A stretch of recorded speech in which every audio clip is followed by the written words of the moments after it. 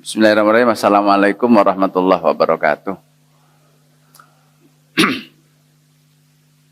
Alhamdulillahilladzi khalaqal insana 'allamahul bayan. Wassalatu wassalamu ala Sayyidina Muhammadin Sayyidil Arabi wal Ajam wa ala alihi wa ashabihi manabil ulumi wal hikam wa ba'du. Jamaah sekalian, ketika turun surat Al-Alaq 5 ayat pertama, ketika Nabi bersemedi di Gua Hiro, itu 5 ayat itu menjawab kegalauan hati Nabi terhadap situasi masyarakat jahiliyah, di mana masyarakat jahiliyah itu meyakini Tuhan yang disembahnya itu 4. Hubal, Lata, Uzza, dan Manat. Hubal, Lata, Uzza, Manat. Itu diletakkan patung-patung besar itu di 4 penjuru angin. Lalu mereka memberikan sesajen. Jadi kayak roti gitu, kayak apa gitu. Tapi yang makan manusia juga gitu.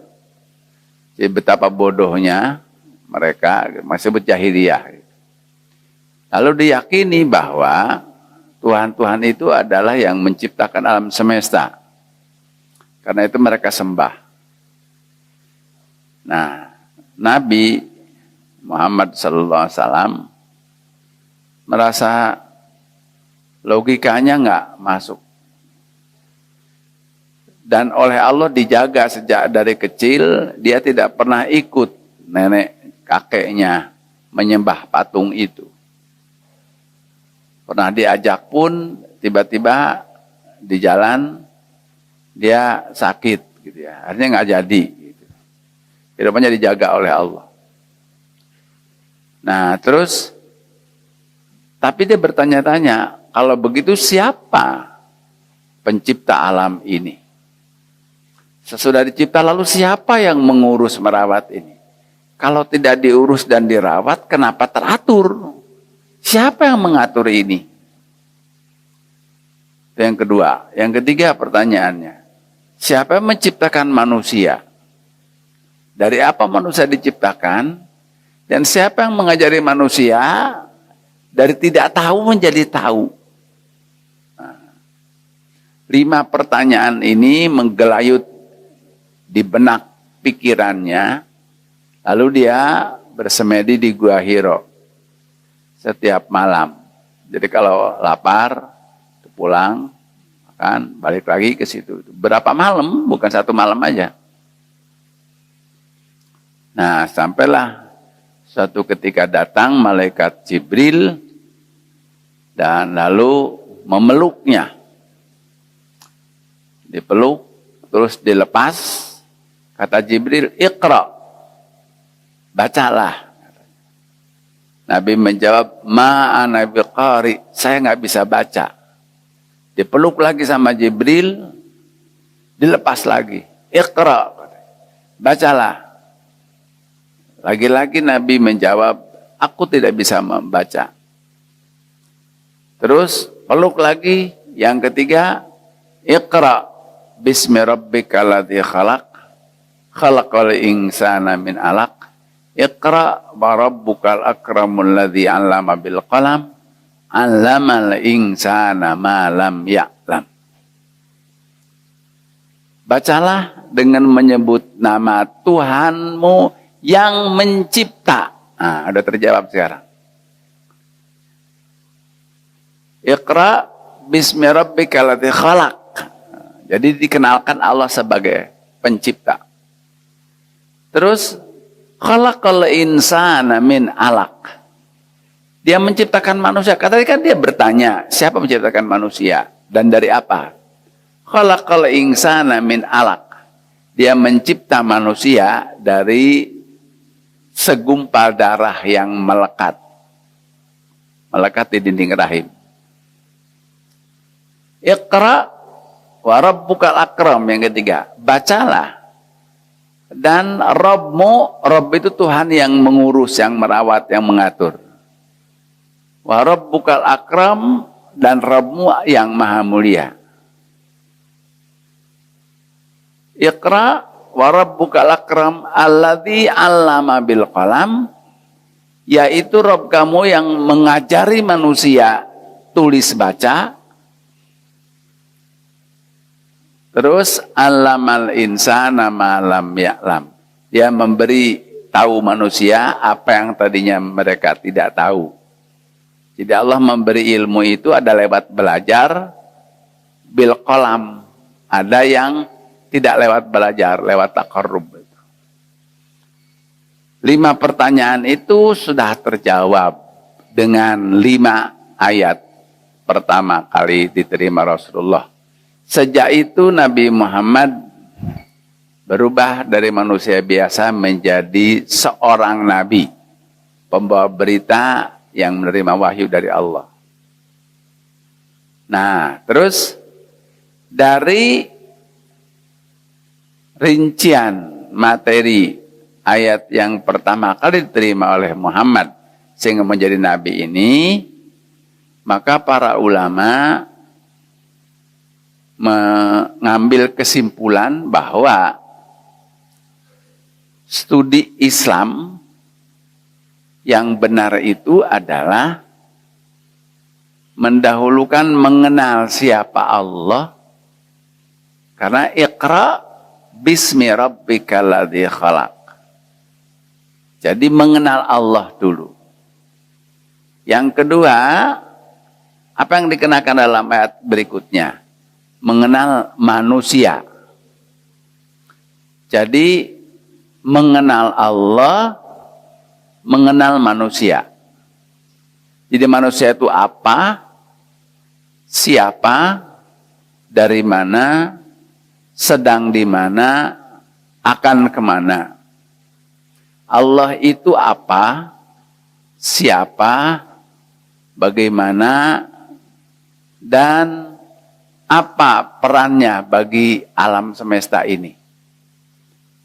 Nah, jadi ada 2 studi yang harus diprioritaskan oleh manusia. Mengenal Allah lebih dahulu untuk selanjutnya mengenal alam ciptaannya termasuk manusia di dalamnya. Atau mengenal manusia dirinya yang selanjutnya akan mengenal Allah sebagai penciptanya. Nah, 2 pendekatan ini seperti dalam kitab Zubad itu, awal wajibin alal insani ma'rifatullahi bil istiqani. Yang pertama kali wajib kepada manusia itu mengenal Allah dengan yakin. Jadi sebelum yang lain-lain mengenal Allah. Tapi ada yang mengambil kesimpulan, kenali dulu manusia, sehingga nanti akan mengenal Allah. Sehingga ada 2 rumusan. Man arrafa rabbahu faqad arrafa nafsahu. Siapa mengenal Rabbnya, maka dia akan mengenal siapa dirinya. Tapi ada yang membaliknya. Man arrafa nafsahu faqad arrafa rabbahu. Siapa yang mengenal dirinya, dia akan mengenal Tuhannya. Nah, kita sekarang ingin mencoba mengenal dulu kita. Kenapa kita mengenal kita? Sebenarnya kita sudah mengenal Allah itu siapa. Manusia itu siapa. Cuman detail secara Al-Quran yang belum. Nah, karena manusia itu mudah dilihat dan kita termasuk di dalamnya, maka kita mendahulukan mengenal manusia apa dan siapa dulu. Yang pertama harus kita kenal manusia itu adalah menjalani kehidupannya itu 2 kali mati, 2 kali hidup. Itu di Quran surat Al-Baqarah ayat 28. Kaifa takfuruna billahi wa kuntum amwatan fa ahyaakum tsumma yumitukum tsumma yuhyikum tsumma ilaihi turja'un. Bagaimana kamu kafir kepada Allah padahal tadinya kamu mati. Jadi pertama manusia itu apa? Mati. Fa ahyaakum, lalu dia Allah menghidupkan kamu. Baru yang kedua hidup. Summa yumitukum, kemudian Allah mematikan kamu lagi. Jadi mati yang kedua. Summa yuhyikum, kemudian Allah nanti akan menghidupkan kamu kembali. Summa ilaihi turja'un, kemudian kepadanya kamu akan dikembalikan. Jadi dari ayat ini perjalanan manusia itu adalah mati. Mati yang ini mati, terus hidup. Terus mati lagi, terus dihidupkan kembali, lalu ujungnya dikembalikan. Jadi mati, hidup, lalu kembali. Kita harus pahami sekarang apa yang dimaksud mati yang pertama dan mati yang kedua. Hidup yang pertama, hidup yang kedua. Dan apa yang dimaksud dengan kembali? Mati yang pertama adalah manusia hidup dalam bentuk ruh, atau ruh belum bergabung dengan jasad. Alam ini disebut alam arwah yang pertama ini. Lalu hidup manusia, ruhnya sudah bergabung dengan jasad, masuk ke alam dunia ini. Masuk alam dunia ini, ruh bergabung dengan jasad. Lalu mati lagi. Ruh ini di alam dunia, kita sekarang sedang di sini. Lalu mati. Ruh berpisah lagi dengan jasad. Masuk ke alam barzakh. Lalu nanti dihidupkan kembali, diberi jasad lagi. Tapi jasadnya bukan yang dipakai di dunia. Jasadnya disesuaikan dengan alam di sana. Bentuknya pun beraneka rupa. Ashtatan. Itu alam ba'ath, bangkit. Lalu kembali. Kembali itu menuju ke tempat dari mana dia berangkat kan. Imam tadi membaca surat Al-Baqarah. Dari mulai ayat 31. Sampai 39 ya. Nah, diceritakan itu bahwa wa idz qulna lil malaikati isjudu li adama fasajadu illa iblis aba wastakbara wa kana minal kafirin. Sebelumnya apa? Wa qulna ya adamuskun anta wa zaujukal jannah. Dan kami berfirman, wahai Adam, tinggallah engkau dengan istrimu di surga. Adam dan Hawa itu kakek nenek moyang kita. Jadi tinggalnya di mana? Di surga. Terus nanti qulna habitu minha jami'an. Allah berfirman, turunlah kalian dari surga. Kemana? Ke dunia. Nah, berarti ke dunia ini kita adalah pendatang di dunia. Kembali berarti menuju ke tempat dari mana kita berangkat. Nenek moyang kita tinggalnya di surga, lalu dikirim ke dunia. Kalau kita kembali berarti kembali kemana? Ke surga lagi. Nah, tapi waktu kembali itu ada dua kelompok. Ada yang kembali tepat ke surga. Ada yang nyasar kemana? Ke neraka. Kita maunya kemana? Ya nggak jawab, nggak mau itu. Kemana? Ke surga. Ngaji, diem aja sambil ngantuk-ngantuk. Jadi pilihannya dua. Fariqun fil jannah wa fariqun fis sa'ir dalam surat Asy-Syura. Manusia itu dua golongan, hanya kembali ke surga atau ke neraka. Itu pilihan waktu kita di sini di dunia ini. Nah, jadi 5 alam, 2 kali mati, 2 kali hidup, lalu kembali itu adalah alam arwah, alam dunia, alam barzah, alam ba'as, lalu kembali. Di antara alam-alam yang 5 itu ada alam-alam antara. Antara alam arwah ada alam rahim, manusia dipertemukan jasad dengan ruhnya di dalam rahim ibunya, disebut alam arham. Antara manusia di dunia dengan alam barzah ada namanya sakarat maut. Antara alam barzah dengan alam ba'as ada kiamat. Antara alam ba'as bangkit dengan alam kembali ke neraka atau ke surga ada mahsyar. Di mahsyar ini ada 6 alam yang dilalui manusia. 1 menerima kitab, 2 berhimpun di mahsyar, 3 hisab, 4 mizan, 5 haud, 6 sirot. Jadi perjalanan manusia itu panjang sekali. Kita sekarang sedang di sini. Sedangkan keadaan kita di sini sampai ke surga atau ke neraka itu ditentukan bagaimana sikap kita di sini. Pendek sekali. Dunia itu pendek sekali. Nah, yang harus dipahami oleh kita semua bahwa statusnya kehidupan kita di dunia itu adalah alam sebab. Sedangkan kehidupan sesudah dunia ini akibat di sini itu. Jika di sininya kita baik, maka ke sininya baik terus sampai ke surga. Di sininya kita buruk, buruk terus saja di sini buruk. Sakarat mautnya sengsara, di barzahnya disiksa, ketika kiamat merasakan huru hara, ketika bangkit luar biasa menderita. Ketika di sini semua sampai ke sini. Oleh sebab itu maka menurut Pak Umay, penting sekali manusia memahami perjalanan hidupnya.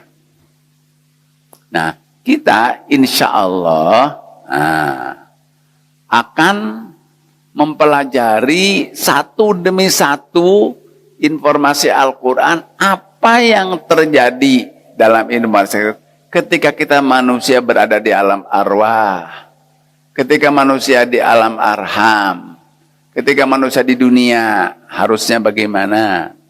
Mulai hari ini kita akan merinci perjalanan ini.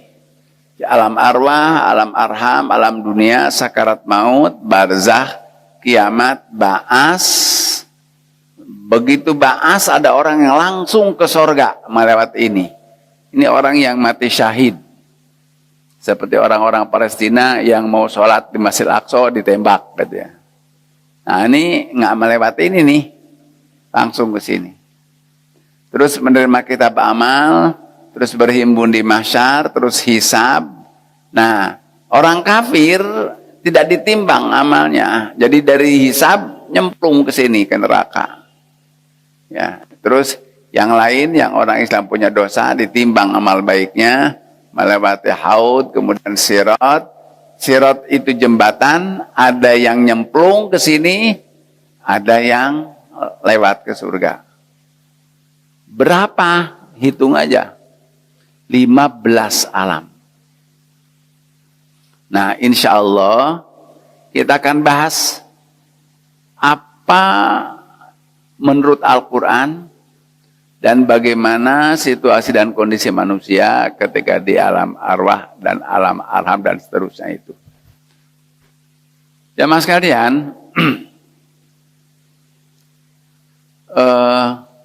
memahami perjalanan manusia ini amat sangat penting. Kenapa? Begini, informasi agama itu ada 2 jenisnya. Ada informasi tentang alam syahadah. Alam syahadah itu alam yang observable, yang bisa diriset, bisa diobservasi.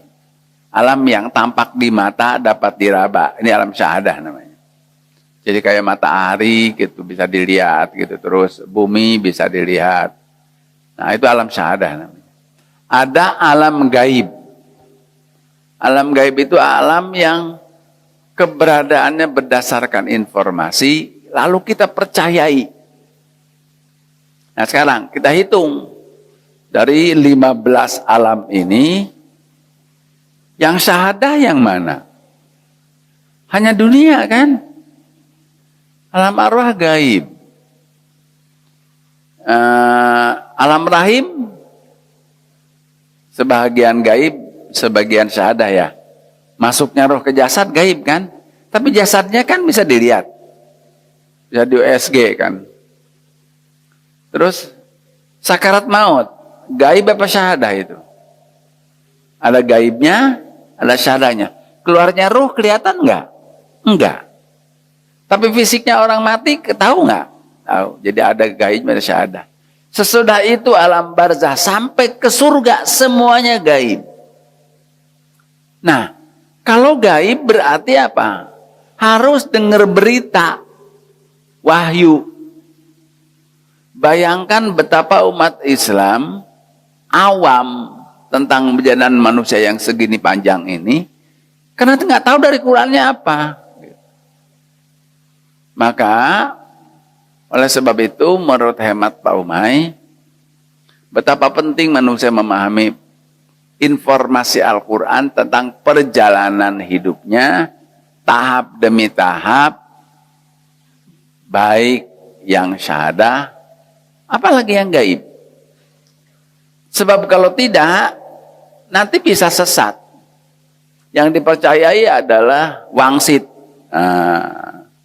Yang dipercayai suara-suara setan. Seperti orang-orang kafir itu suara-suara setan yang didengar oleh dia. Maka dia meyakini begini begitu, dan itu bahaya. Ketika kita salah mengimani hal-hal yang gaib, itu ciri orang beriman yang mendapat petunjuk dari Al-Quran. Itu yang pertama adalah alladzina yu'minuna bil ghaib. Nah, insya Allah pada pertemuan berikutnya kita akan masuk membahas alam arwah. Semoga Allah terus-menerus membimbing kita di jalan ridho-Nya. Subhanakallahumma bihamdik, asyhadu an la ilaha illa anta, astaghfiruka wa atubu ilaik. Alhamdulillahirabbil alamin. Assalamualaikum warahmatullahi wabarakatuh.